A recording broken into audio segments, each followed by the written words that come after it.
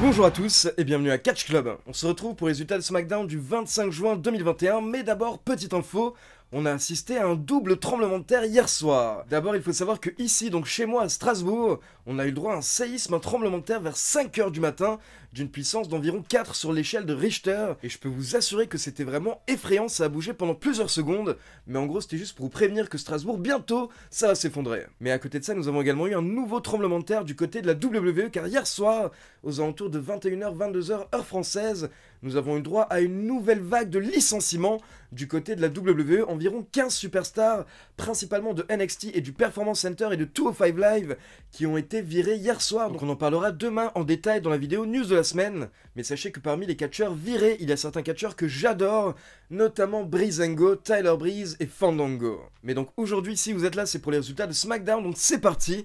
Hier soir, le show démarre dans les vestiaires du chef tribal, Roman Reigns qui est accompagné par Paul Heyman, mais rapidement ils sont rejoints par Jimmy Uso. Et forcément, Roman Reigns se demande où est Jey Uso, et Jimmy répond que ça fait une semaine qu'il essaye de voir son frère, mais son frère refuse. Par contre, il a décroché son téléphone, il lui a parlé, et Jey Uso a simplement dit à Jimmy Uso qu'il ne viendra pas cette semaine, et qu'il refuse de venir dorénavant. Apparemment, Jey Uso ne veut plus venir à SmackDown. Donc là, Roman Reigns s'énerve un petit peu, il se parle tout seul, et il se rappelle du fait qu'il a pris Jey Uso quand c'était l'un des Uso, et il en a fait son bras droit, et il en a fait main event Jey Uso. Et donc on est passé de ça à un Jey Uso qui ne vient même plus au travail. Et Jimmy Uso a l'air de comprendre le point de vue de Roman Reigns. Donc d'abord, il nous rappelle qu'il est nobody's bitch, c'est-à-dire la bitch de personne. Mais par contre, Jimmy Uso dit que lui, ce soir, il est présent, donc il est prêt à faire ce que Jey Uso fait habituellement. Il est prêt à défendre Roman Reigns, à couvrir ses arrières. Et on voit que Roman Reigns n'a pas forcément l'air convaincu, mais il demande à son cousin, « T'es sûr que tu peux faire comme ton frère ? T'es sûr que tu peux être mon bras droit ?» Et Jimmy Uso hésite un petit peu, mais au final il dit « Oui, je suis sûr, je peux être ton bras droit. » Et donc là Roman Reigns répond simplement « Alors prouve-le !» Ensuite, on se retrouve dans l'arène pour l'entrée de la championne Bianca Belair.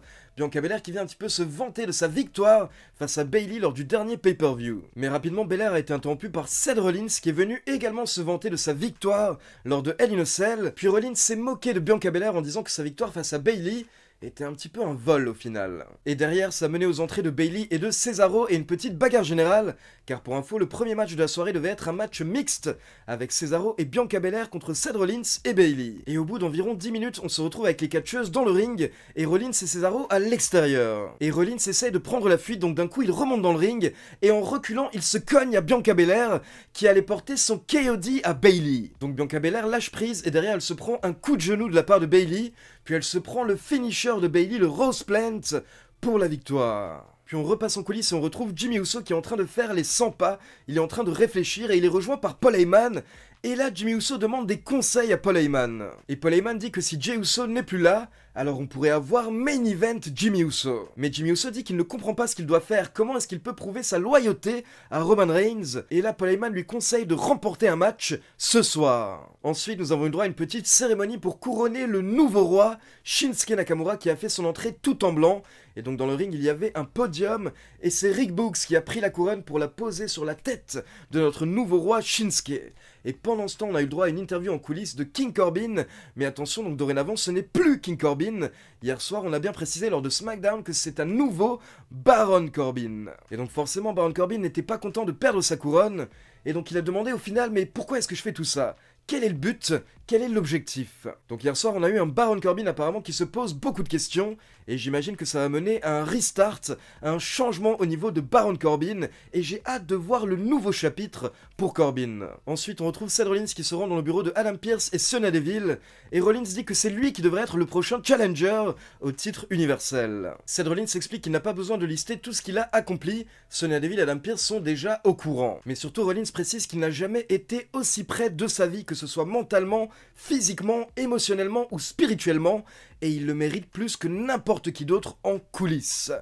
Et là, honnêtement, Adam Pearce est plutôt d'accord, donc il dit à Rollins, écoute, tu n'as pas tort, mais par contre, je ne peux pas te donner un match comme ça contre Reigns tout de suite, donc en soi, on va y réfléchir. Sonya Deville ajoute qu'ils vont prendre tout ce que Rollins a dit en considération. Puis on enchaîne avec un match de qualification pour le Money in the Bank masculin, et je rappelle qu'on a déjà eu 3 matchs de qualification lors de Raw, avec Ricochet, Riddle et John Morrison qui se sont qualifiés. Et donc hier soir, on avait Kevin Owens contre Apollo Crews, accompagné par le commandant Aziz, et justement au bout de quelques minutes, Aziz a essayé d'intervenir et de porter son finisher à Kevin Owens, mais heureusement l'arbitre l'a vu et l'arbitre a renvoyé Aziz au vestiaire. Et derrière, Big E a terminé le travail avec le Big Ending pour la victoire. Donc Big E est le 4e qualifié pour le Money in the Bank match masculin. Puis on passe en coulisses et on retrouve Kayla Braxton pour une petite interview de Sami Zayn.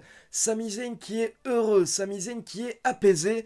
Il explique que tout va mieux depuis qu'il a battu Kevin Owens dimanche dernier à Hell in a Cell. Mais Kayla Braxton a fait tomber Sami Zayn de son petit nuage quand elle lui a annoncé que la semaine prochaine, il affrontera à nouveau Kevin Owens dans un match de qualification pour Money in the Bank. Et là on voit que Sami Zayn n'était pas au courant, donc il est choqué et il s'en va. Donc forcément, quelques instants plus tard, on retrouve Sami Zayn dans le bureau de Sonya Deville et Adam Pearce, et il demande pourquoi est-ce qu'il doit affronter à nouveau Kevin Owens alors qu'il vient de le battre dimanche dernier. Sami Zayn ajoute qu'il devrait être qualifié d'office pour le Money in the Bank match, ou alors mieux que ça, on devrait même lui donner la mallette. Mais ça ne plaît pas vraiment à Adam Pearce qui ajoute que la semaine prochaine, Sami Zayn affrontera Kevin Owens dans un Last Man Standing match. Et donc là forcément Sami Zayn pète encore plus un câble, mais il se calme un petit peu et il dit simplement à Adam Pearce qu'il est en train de jouer à un jeu très dangereux avec le karma. Ensuite, on retourne dans l'arène et on retrouve Sonya Deville qui est là pour nous annoncer la première qualifiée pour le Money in the Bank match féminin du côté de SmackDown, et il s'agit de Carmella.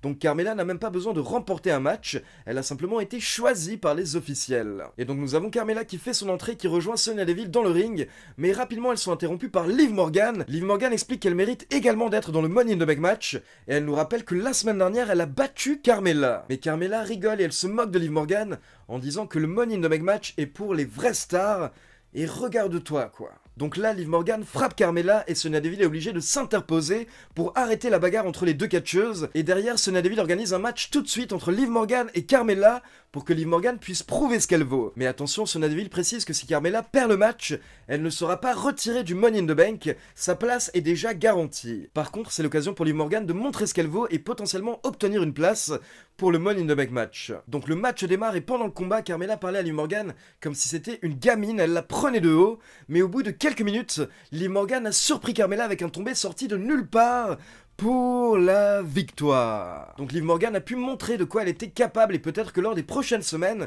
elle sera ajoutée au Money in the Bank match féminin. Et attention, petit détail, après le match, Carmella demande au présentateur de la présenter comme étant toujours la plus belle femme du monde. Puis on passe en coulisses et on retrouve Kayla Braxton avec Jimmy Uso, et Braxton dit à Jimmy Uso qu'elle imagine que maintenant il ressent la pression sur ses épaules, et Jimmy Uso répond que oui, mais il espère que Roman Reigns regarde l'écran et il va regarder son match maintenant face à Dolph Ziggler. Donc on enchaîne avec Jimmy Uso contre Dolph Ziggler accompagné par Robert Roode, et au bout d'environ 10 minutes, Jimmy Uso a surpris Dolph Ziggler avec un super kick pour la victoire. Donc on a un Jimmy Uso qui prouve un petit peu à Roman Reigns ce qu'il vaut, et justement Jimmy Uso retourne en coulisses, et là il croise Roman Reigns avec Paul Heyman, et Jimmy Uso est tout content, il s'attend à des compliments de la part de son cousin, mais Roman Reigns ne dit rien, et directement sa musique retentit, donc Roman Reigns fait son entrée pour sa grande célébration.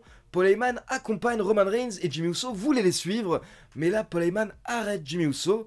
Il lui dit que c'est mieux qu'il reste en coulisses pour le moment. Donc le chef tribal et Paul Heyman se retrouvent dans le ring, et là on a Paul Heyman qui fait la liste de tous les catcheurs que Roman Reigns a détruits ces derniers mois, notamment Daniel Bryan, Edge, Kevin Owens ou encore Braun Strowman. Paul Heyman dit que Roman Reigns a même envoyé les Mysterio en enfer. Donc en gros Paul Heyman nous explique que Roman Reigns a détruit toute la compétition, toute la concurrence, donc Paul Heyman insiste sur le fait qu'il n'y a plus personne qui est au niveau pour affronter Roman Reigns, puis il veut donner le micro au chef tribal, mais là d'un coup nous avons la musique de Edge qui effectue son retour hier soir lors de SmackDown, et Edge vient attaquer Roman Reigns. Donc on a une grosse bagarre dans le ring, Roman Reigns prend l'avantage donc il va chercher une chaise, mais derrière il est accueilli par un spear de Edge. Et là Edge place une chaise sous la tête de Roman Reigns, donc il se prépare pour un concerto, mais heureusement Roman Reigns est sauvé par son cousin Jimmy Uso. Donc Jimmy Uso attaque Edge, mais Edge reprend l'avantage, et il porte un spear à Jimmy Uso à travers les barrières de sécurité. Puis Edge retourne dans le ring pour continuer la bagarre avec Roman Reigns, mais on peut voir que le chef tribal a pris la fuite, il se trouve au niveau de la rampe d'entrée avec Paul Heyman, et là Edge se retrouve dans le ring et il commence à gueuler « Où es-tu ? Où es-tu, Roman? Donc mesdames et messieurs, c'est le 3e retour de Edge en 2 ans, mais honnêtement, à chaque fois, ça nous fait popper. Et personnellement, je suis pas forcément contre un petit Edge contre Roman Reigns, si ce sont les plans de la WWE. Donc on va voir ce qui va se passer lors des prochaines semaines, car d'un côté on a Edge qui veut affronter Roman Reigns, mais de l'autre côté, on a Seth Rollins qui veut également affronter Roman Reigns. Et d'après les rumeurs, on pourrait avoir un match entre Edge et Seth Rollins à SummerSlam. Et dernière petite précision par rapport à SmackDown hier soir, il faut savoir qu'à un moment, Michael Cole a parlé des qualifiés pour Money in the Bank, et à ce moment-là, il a parlé de Matt Riddle et non de Riddle, et Michael Cole a précisé Matt Riddle plusieurs fois, donc les médias américains se demandent si Matt Riddle a retrouvé son prénom. Donc voilà, c'est tout pour les résultats de SmackDown. Maintenant, comme d'habitude, c'est à vous. N'hésitez pas à me laisser vos avis dans les commentaires. Est-ce que vous êtes hypé par un potentiel match entre Roman Reigns et Edge lors du prochain pay-per-view Money in the Bank? Et comme d'habitude, n'oubliez pas de liker la vidéo, de vous abonner à la chaîne et de cliquer sur la petite cloche pour être informé de la sortie des prochaines vidéos. Ciao tout le monde!